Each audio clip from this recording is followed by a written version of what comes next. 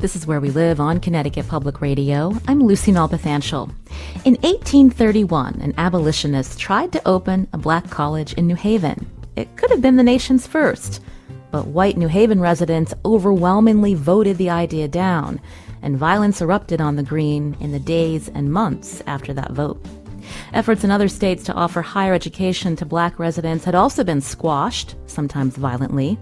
Atlantic staff writer Adam Harris details these efforts in his new book, The State Must Provide: Why America's Colleges Have Always Been Unequal and How to Set Them Right. Today, segregation has been legally abolished, but why does the experience of black students in higher education continue to differ from their white peers? We'll talk about that and hear from Connecticut higher education official Jane Gates. She's Provost and Senior Vice President of Academic and Student Affairs for the Connecticut State Colleges and Universities System. And you can join us too, 888-720-9677. That's 888-720-WNPR, or find us on Facebook and Twitter at Where We Live. Author Adam Harris joins us now on Zoom. Adam, welcome back to the show. Thanks so much for having me. I understand it's about a month since your book has been published. Congratulations. And I guess to start off, tell us what made you write this book about your personal experience at an HBCU. Yeah, so I went to Alabama A&M University in Huntsville, Alabama, and, it was sort of a family institution, right? My sister was on campus playing volleyball at the time. My mom went there for undergrad in the 80s. My uncle was a drum major there. And so I really sort of had this family tie to the institution. But once I attended, it became my own home. And so, after, I started at A&M, that first couple of weeks goes by and you start to get a little bit antsy, your homework starts to pile up a little bit. And there's a university right down the road, the University of Alabama at Huntsville, which is open, about 3 hours. The library is open 3 hours longer than the library at Alabama A&M. So I figured I'd go over and at least get a little bit of extra studying done. And as I drive onto campus, it's a predominantly white institution. I saw a couple of differences between that campus and my own. It had newer buildings, or at least renovated buildings. They had these sort of lush, the lush green spaces and the fountains that sort of burst forth. And as I started digging a little bit, I noticed that they also had a larger endowment than my own institution, even though they had been open for 75 fewer years than Alabama A&M. And so it really started to generate some of these questions about why there was so much of a resource difference between that institution and the one that educated my family. And as I got into covering higher education, I saw that my experience wasn't, an anomaly, but more so the norm for students attending historically black colleges. When you made that observation as a student, did you talk about that with your family, as you mentioned, also HBCU alum? I actually sort of kept it to myself for a little bit. There was a piece of me that thought, maybe I'm just being a melodramatic student. Maybe, maybe this isn't as bad as I'm picturing it. But, and I would have some conversations with my family and be like, hey, it's interesting. It feels like this dorm hasn't been renovated in a long time. And we know that that's going on, but we don't necessarily know the why. And so this book was really an exploration of why that was happening, why there was so much deferred maintenance. And it really traces back to this sort of legacy of underfunding and discrimination. Your book does a great job detailing the history of higher education in this country. And you spend a lot of time talking about Berea College in Kentucky, which could have been a model, but then we know what happened with segregationist laws, with fights against integration. But tell us a little bit about Berea College and the interesting people that were involved with this idea of having an integrated college in Kentucky. Yeah, absolutely. So Berea, as you mentioned, is founded by a Presbyterian minister, former Presbyterian minister who left the church in part because of its affiliation and failure to renounce slavery. So John Fee founds this college in the middle of the 1850s in Kentucky, kind of based on biblical teachings, right? Coming from the book of Acts, God is made of one blood, all the people of the earth. And so he said that he would make an integrated coeducational college where students could learn, live, and work together. And almost as soon as his institution is established, he's run out of town by enslavers. And he comes back after the Civil War, right? Even the sort of outright attacks and violence couldn't keep him from this mission of creating this institution, which at its root had this idea of equality. And so for roughly 50 years from the end of the Civil War to the late 1800s, early 1900s, Berea sort of stands as a beacon. It becomes a 50-50 institution where half of the students are white, half of the students are Black. And it's a rather successful model as one of the only integrated coeducational colleges in the South. And it's only broken apart, that mission that sustained, the so-called redeemers and the quote-unquote white revolution that's just survived violent attacks before the Civil War. It was only broken apart by intentional state action, and that came in the form of the Day Law, which, as you mentioned, the states were passing laws that fundamentally segregated education in the late 1800s, early 1900s, and the Day Law was Kentucky's version of that, and it was aimed at only one institution, the only integrated institution in the state, and that was Berea College. It might be surprising to our listeners to hear that this college had a 50-50 split, as you mentioned, in the early 1900s. But you also spend time detailing the fights for integration in other states. And there's a particular story that really, I think, touches all the emotions, and that's of a man by the name of Lloyd Gaines. This was, of course, several years after Berea was founded, or a few decades. But tell us about him and what happened. Yeah, so Lloyd Gaines was born in Water Valley, Mississippi, and his family, moved up to Missouri when he was in his teens. And, after attending high school, attending the historically Black college for undergrad, he wanted to become a lawyer. And he thought that the best way that he could, practice law in Missouri, learn the law in Missouri, would be to attend a law school in Missouri. And so he ultimately ends up attending trying to apply to the University of Missouri's School of Law because, it's the only law school in the state. They didn't have a law school for Black students, and he's rejected because he's Black. The NAACP ends up taking up his case. And, for several years, it's sort of working its way through the courts until they get to a point where they say, Missouri, if you want to traffic in this idea of separate but equal, this idea that was, really enshrined into law and upheld by the Supreme Court in Plessy v. Ferguson, then you at least need to have a separate option for Black students. States had often, sent Black students out of state for graduate education to some of the northern institutions that would enroll them. But to have separate but equal, you at least need to have a separate. And the real tragedy of Lloyd Gaines' story, the NAACP kept pushing. He kept fighting to enroll at the University of Missouri because there's no way that an institution that would be sprouted up in a couple of weeks could be equal to this institution that had been there for decades at that point. And the tragedy of his story and what his story really exemplifies is how these fights were so, even though they were for this broader struggle, they were so intensely personal fights, right? He never ultimately ends up getting a chance to step foot on the University of Missouri's campus because he goes missing. And before he does, he sends a letter to his mom and says, I'm just a man, not a man who's fought and given his life for this cause, but just a man. And it really, it speaks to how much personal struggle the people whose names are attached to these fights were dealing with. Throughout his struggle, there were other instances of men being lynched in Missouri around that time. And so at this point in time, no one knows what happened to Lloyd Gaines.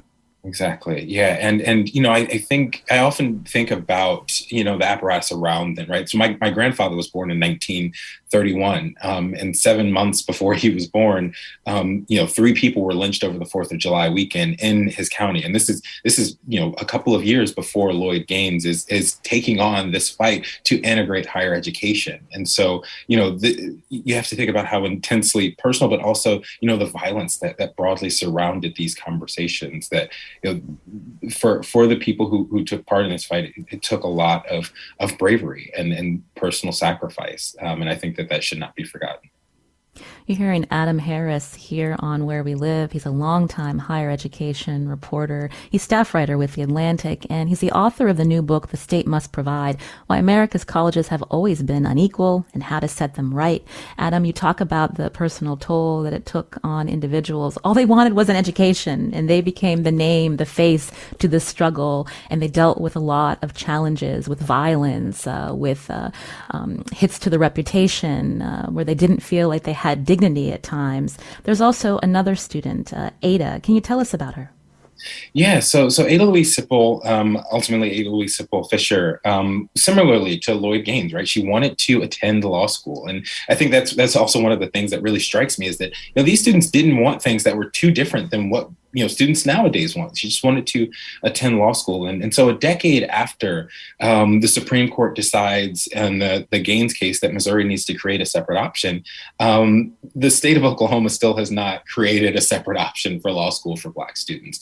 And so the NAACP, again, takes up her case, and it works its way through the courts, gets up to the Supreme Court, and they say, hey, Oklahoma, we made this decision a decade ago. You need to abide by the law and create a separate option. And so Oklahoma does so, and they create a law school for Ada Louise Sipple Fisher, and they rush it into existence in 5 days from the Supreme Court's decision to the beginning of the semester. And she ultimately doesn't enroll in that institution because you're trying to say that an institution that you set up on the 3rd floor of the Capitol building and hired 3 faculty members for part-time work for what would be a full-time job, and created a curriculum in 5 days, and that's equal and equitable to the institution at the University of Oklahoma that had been open for 50 years.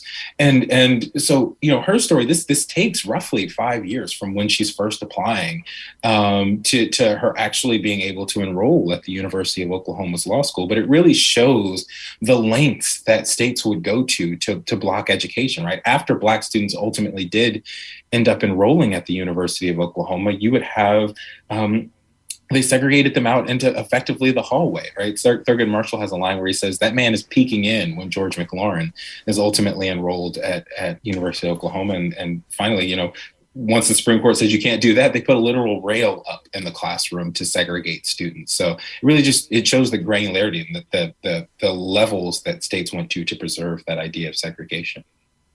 We know that there were changes in laws after several court challenges, but you also highlight about the separate but equal lie that persisted. Maybe people think about Oberlin as another example of integrated higher education, but what was the real story there? Yeah, so the lie of separate but equal, one is that oftentimes states wouldn't have even separate, but when they did have separate, it wasn't fundamentally equal. And thinking about a place like Oberlin, a place with roots, pretty similar to Berea. They trafficked in interracial education before the Civil War, but by the late 1890s, as this interest, the philanthropic interest, the religious interest in Black education began to wane, so too did the sort of zeal for that interracial education at places like Oberlin. So you have instances where white students are refusing to sit with Black students in the cafeteria. They're refusing to live with Black students in the dormitories and preferring to go off campus. Some students are leaving the university because it's integrated. And so you really see in the late 1800s, early 1900s, this sort of the verve around interracial education beginning to decline, and you have another intense period of highly segregated colleges. And thinking through separate but equal, oftentimes lawmakers in states would say, I would spare no expense to educate Black students and ensure that education is equal. But you see several times over all of the ways that was not true. So thinking about a place like Kentucky that brought down a professor from an HBCU to survey their Black college and say, what would it take to bring us up to the standards of Tuskegee? And, he says that your girls' dorm is fire prone, it lacks fire escapes. Your boys' dorm is in a mud puddle. Your electrical plant doesn't have power. Your buildings are old. Your professors are underpaid. And it would take a lot of money to fix this. And this is in the early 1900s. And the state says, well, we have $40,000, fix it with that. And so, states have been trying to get a bargain on on increasing these educational facilities, on propping these institutions up, and making them equal to the predominantly white institutions which are being showered with fundings. And that's really the sort of lie of separate but equal. When we talk about racism in higher education and the legacy of racism that you document in your book, Adam, I mean, let's be pretty blunt. Like, it wasn't just how states didn't want to see interracial education. They didn't want to put resources towards helping Black students also get an education, but also steeped in this fear of interracial dating and marriage. Yes. And that's something that comes up time and time again.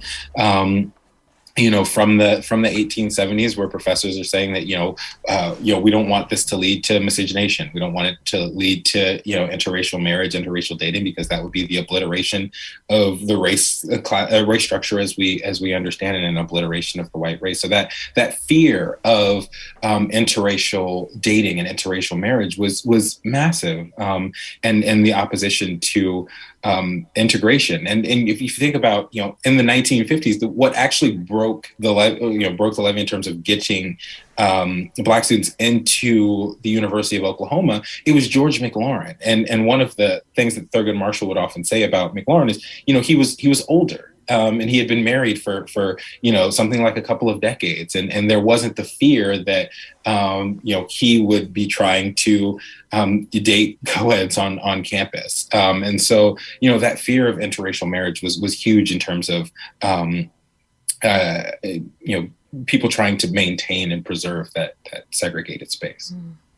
So in your book, you talk about how states intentionally created this unequal system. There were court decisions that pretty much gave states and these institutions cover to discriminate, especially in higher ed.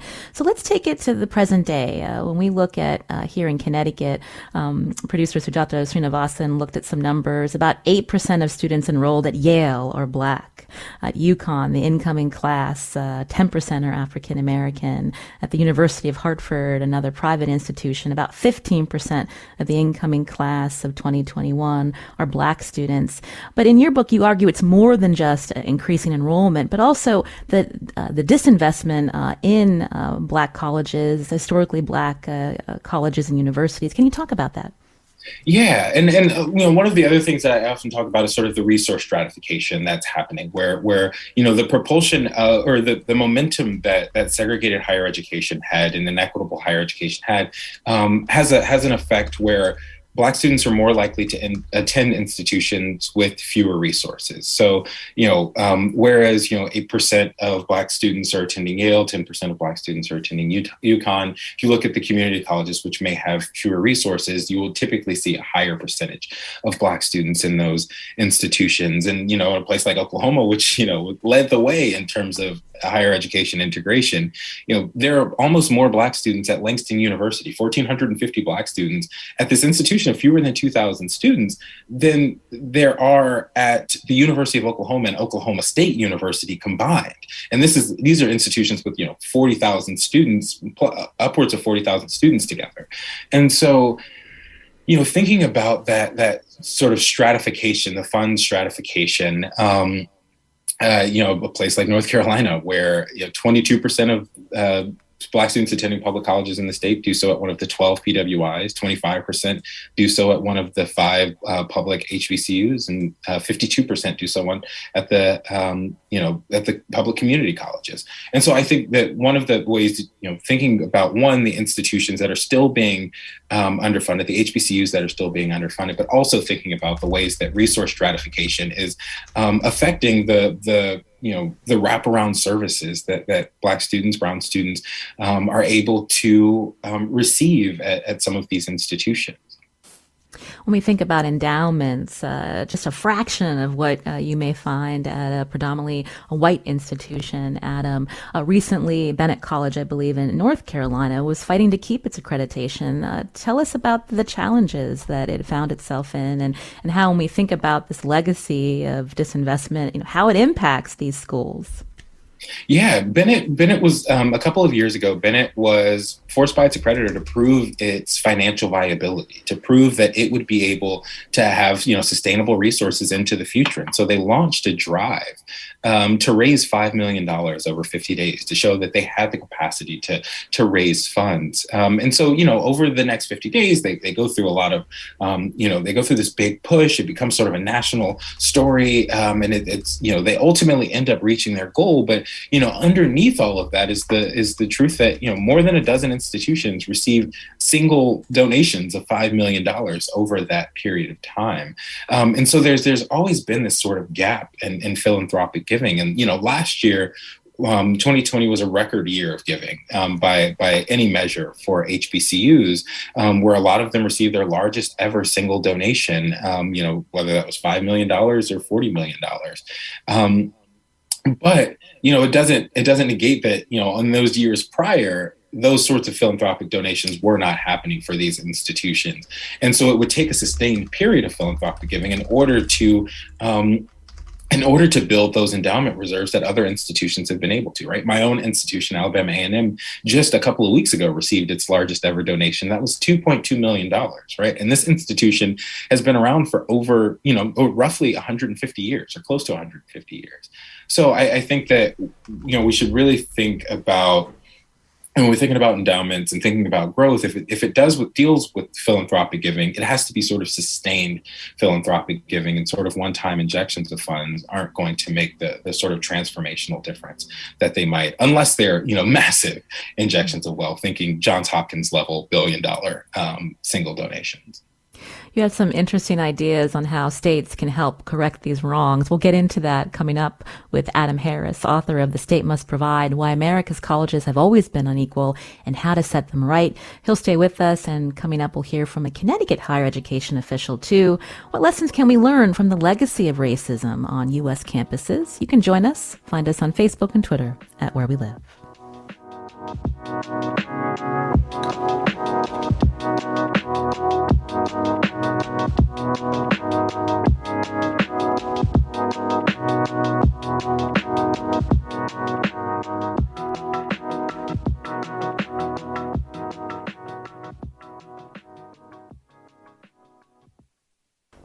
This is Where We Live on Connecticut Public Radio. I'm Lucy Nalpathanchel. Longtime higher education reporter Adam Harris is my guest today. The Atlantic staff writer is the author of the new book, The State Must Provide, Why America's Colleges Have Always Been Unequal and How to Set Them Right. He traces the legacy of racism in higher education that continues to impact how Black students experience education in a different way today from their white peers. Legal segregation has been long abolished, but why do these disparities persist? For another perspective, joining us now on Zoom is Jane Gates. She's Provost and Senior Vice President of the Academic and Student Affairs with the Connecticut State Colleges and Universities System. Jane, welcome to the show. Good morning, and thank you for inviting me. I understand you taught at an HBCU, so tell us about your experience and then your response to Adam's observations as a student at an HBCU. I did teach at an HBCU. My credentials in higher education come predominantly from white institutions. My experience at an HBCU was just transformative. Everything I saw there was counterintuitive to what I'd heard previously at the PWIs, where we look at ACT scores, SAT scores. I saw students enter Savannah State University with perhaps lower scores than we would have accepted in four-year institutions, but those students were successful because we provided a high level of support, supplemental support, but I think most importantly, a culture of can-do and courage, just encouraging students and role modeling for those students. So I consider my years as a dean in the College of Liberal Arts and Social Sciences at an HBCU as one of the most transformative years ever in my higher education experience. It changed entirely my worldview of what we should be looking at in our students and what our students were capable of doing, and the kinds of things we need to be very intentional about and putting in place to ensure that our students succeeded. Some did not complete in 4 years or 5, but they were able to complete those degrees at the HBCU. The entire culture was very, very different. You mentioned it being transformative, but did you see even at this HBCU that you taught at, there was, when you compare it to, like you mentioned, predominantly white institutions, just not the same resources to help the students there? Exactly. The resources were not comparable. The HBCU I worked at there was underfunded. However, what I saw was just an enormous effort by faculty to secure national grants, external grants. While it was one of the most underfunded institutions, it was fifth in the number of grants it received federally within a system of 35 institutions.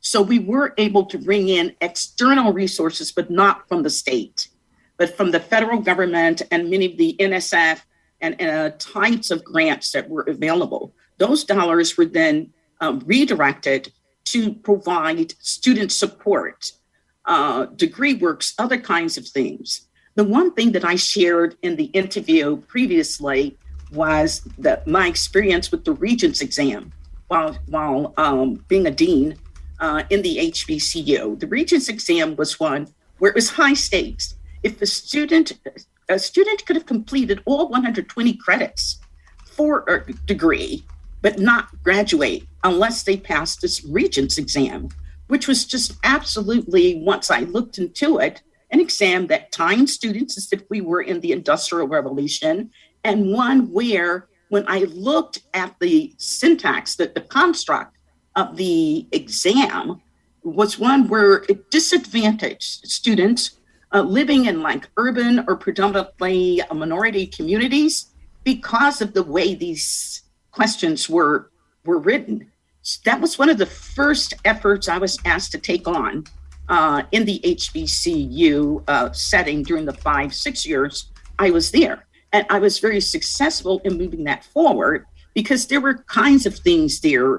For example, if a student didn't take the exam once he or she had accrued X number of hours, the student was recorded as a failed. So you could not graduate from the institution. Or I recognized that the questions themselves were normed.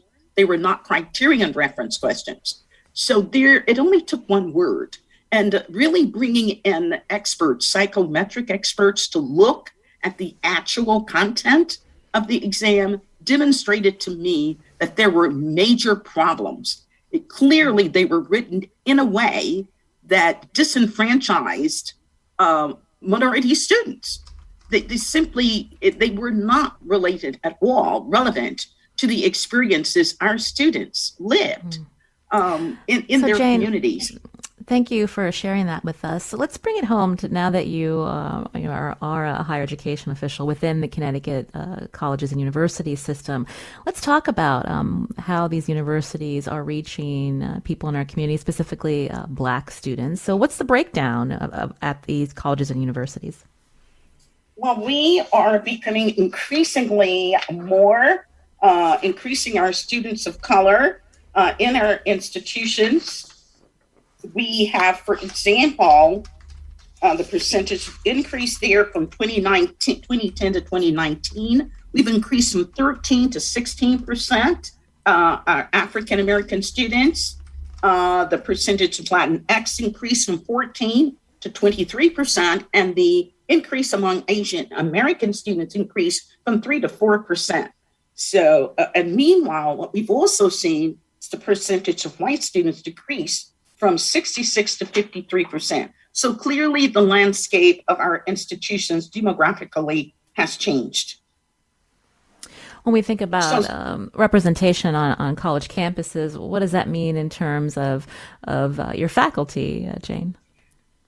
Unfortunately, that's one of the areas we continue to look at and focus we really have not done a great job in increasing the minority faculty on our campuses. We have recently hired a vice president for diversity, equity, and inclusion.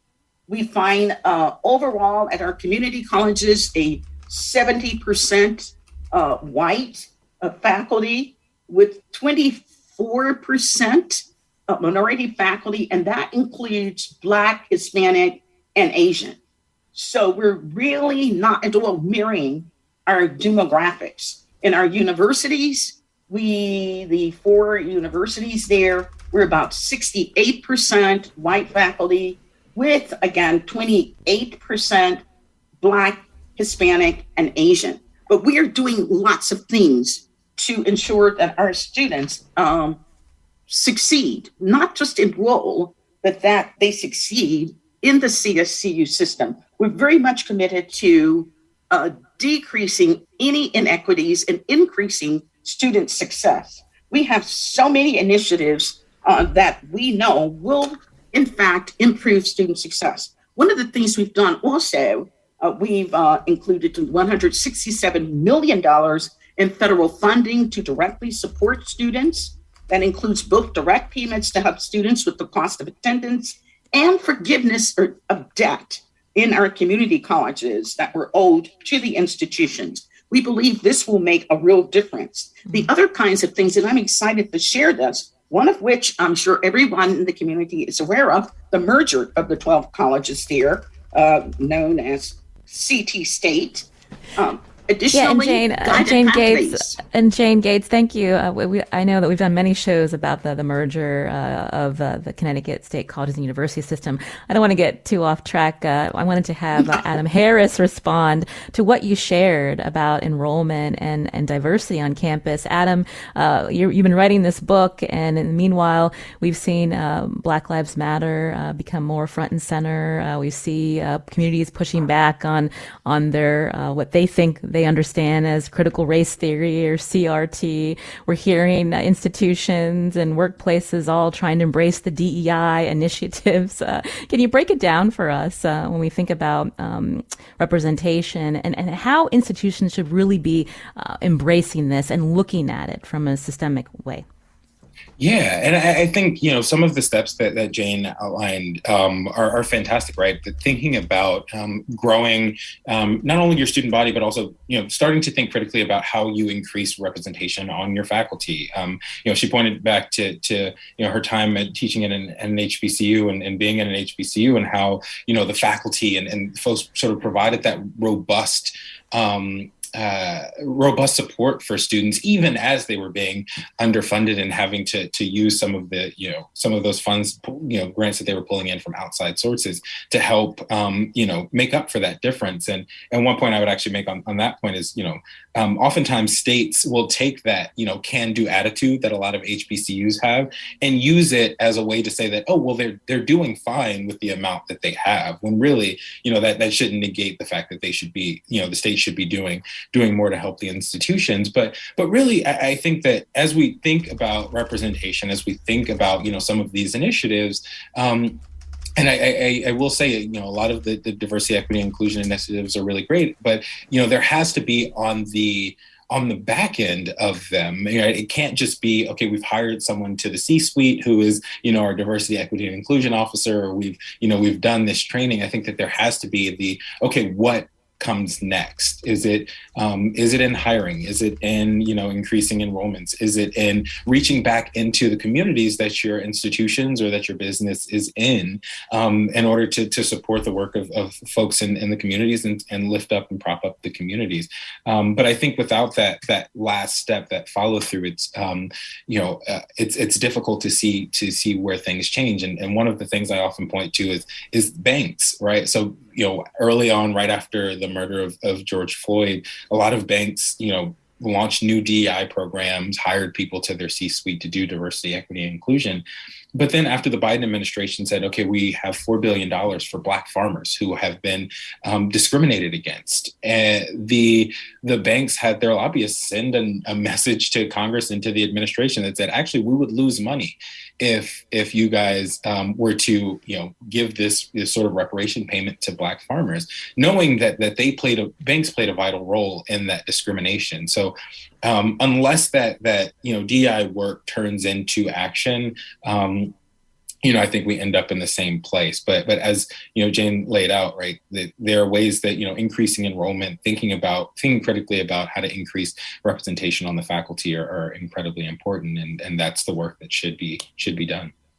We know in the recession that there was a lot of financial challenges. And when we think about when states are hurting financially, lawmakers often cut higher education funding first. We've seen that here in Connecticut as well. But you write in your book, Adam, that when that happens, that primarily affects Black and other students of color. Talk about that.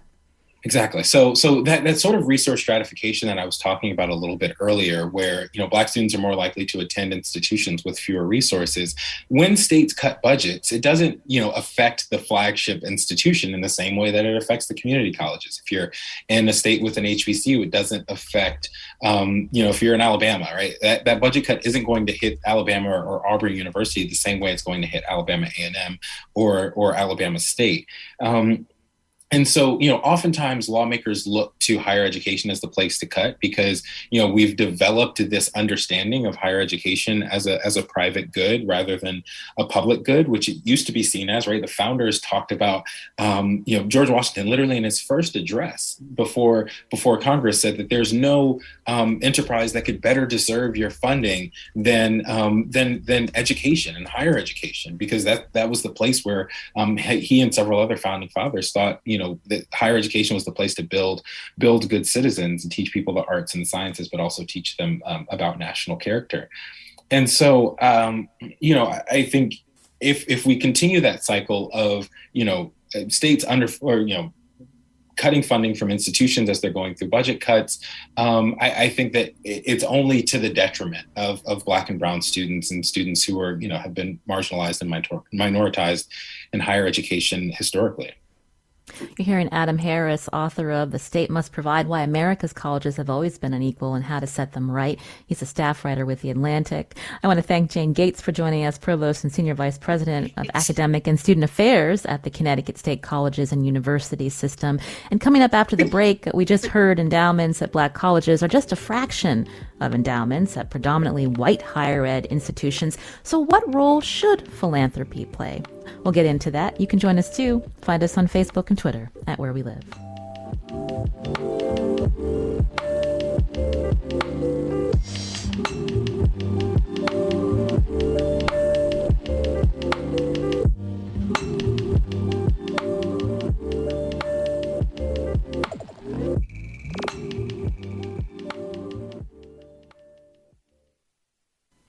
This is Where We Live on Connecticut Public Radio. I'm Lucy Nalpathanchel. We know Saturday is the 20th anniversary of the September 11th terrorist attacks when nearly 3,000 people were killed. 161 of them had a connection to Connecticut.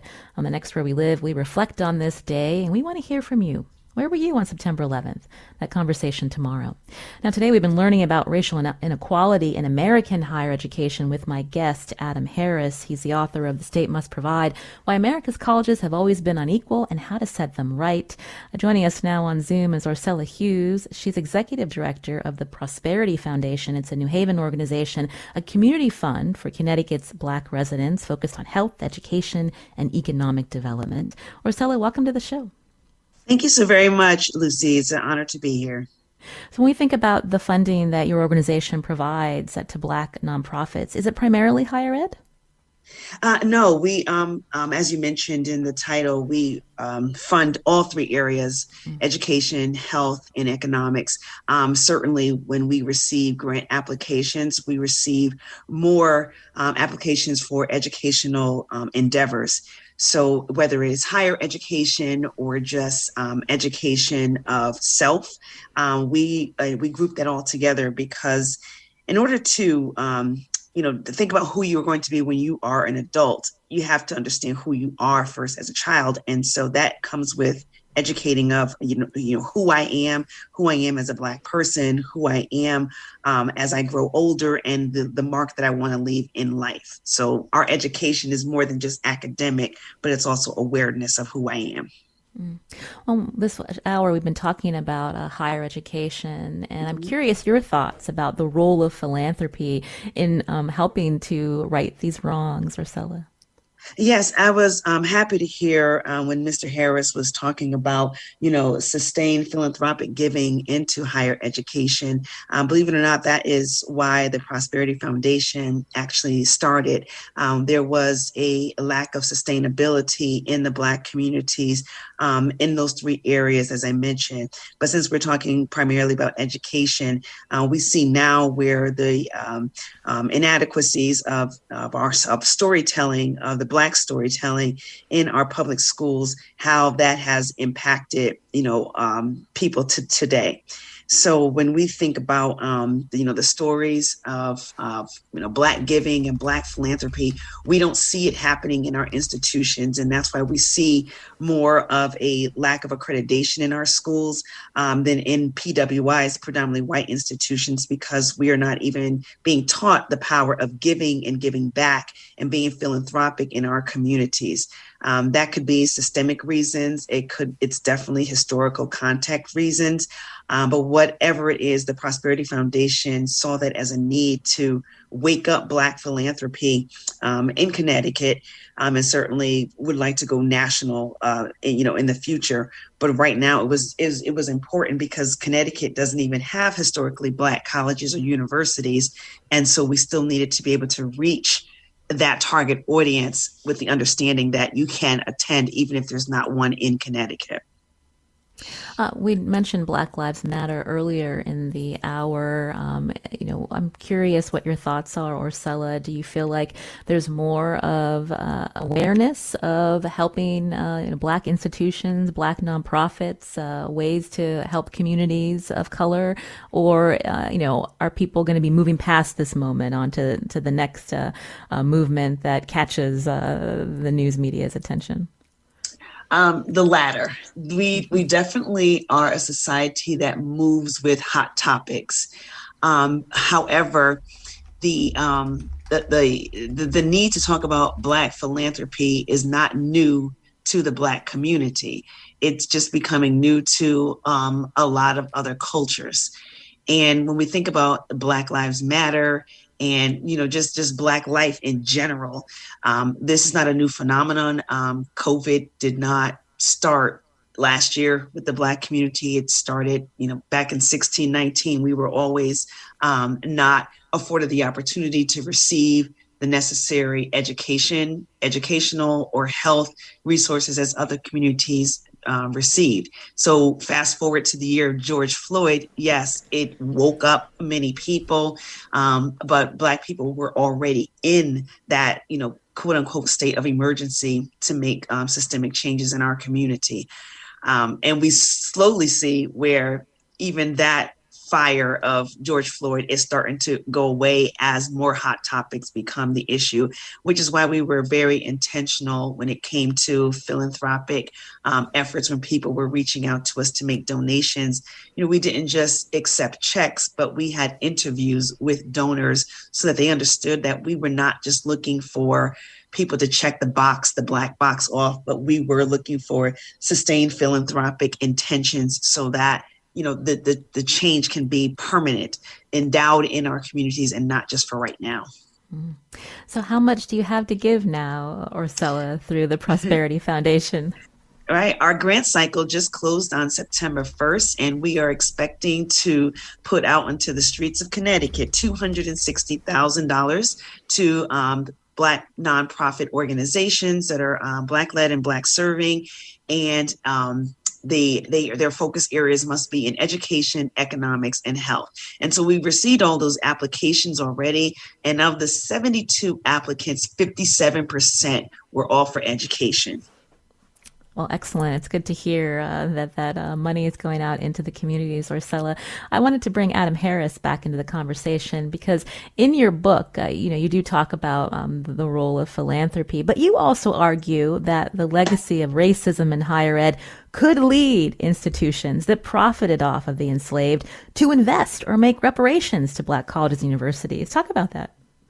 Yeah, absolutely. So one of the stories that I often point to is incredibly indicative of all of this is, right. So Georgetown University, for example, in the 1830s, they sold 272 enslaved people in order to literally sustain their university. The University of Virginia, Thomas Jefferson, as he's thinking about, this institution, he literally says they did a report at the University of Virginia a couple of years ago where they say Jefferson couldn't have imagined a University of Virginia without slavery at its root.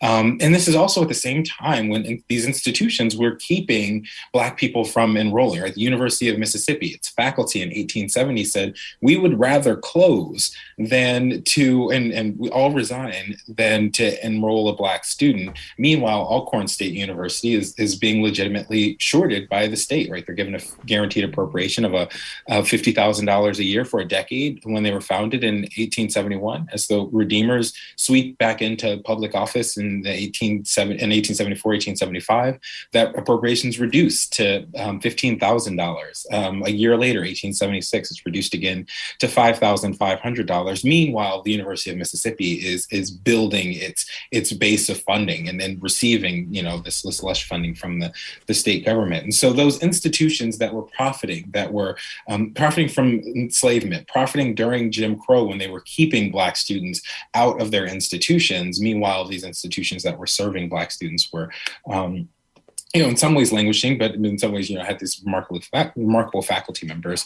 There is some responsibility for those institutions that profited to help the institutions that were struggling and also doing the yeoman's work of serving those Black students. And you also mentioned the state's role, again, that it gave cover for these institutions to discriminate for so long. There's a place for them in this conversation as well, Adam. Yeah, absolutely. Right. So these institutions would not have been able to exist in this landscape if not for the state kind of crafting laws, defending laws, right? The Supreme Court upholding these segregating laws. It would not have been possible without that public infrastructure around it. Heather McGhee has a thing that she says where public policy created some of this racial inequity and only public policy can fix it. So I understand that states need to run a balanced budget, but I think they should also be thinking of creative ways in order to help Black students who in some ways were held back for so long, whether that's thinking about equity in the performance-based funding model, whether that is thinking about those unrestricted bequests and endowments in ways that those can be distributed more equitably through state university systems. I just think that states and also the federal government need to get creative and also understand that the reality that these institutions have been discriminated against and the students that they attended and therefore had been discriminated against, and that needs to be addressed by them. Well, this book gave us a lot to think about, important historical information that people should know. And Adam Harris, we thank you for coming on today to talk about it. Thanks so much for having me. Adam Harris, again, is author of The State Must Provide, Why America's Colleges Have Always Been Unequal and How to Set Them Right. He's also a staff writer with The Atlantic. Also thanks to Orsella Hughes, Executive Director of the New Haven-based Prosperity Foundation. I'm Lucy Nalpathanchel. Today's show produced by Sujata Srinivasan. Our technical producer is Kat Pastor. You can listen to Where We Live anytime. Just download the show on your favorite podcast app. We'll be back tomorrow.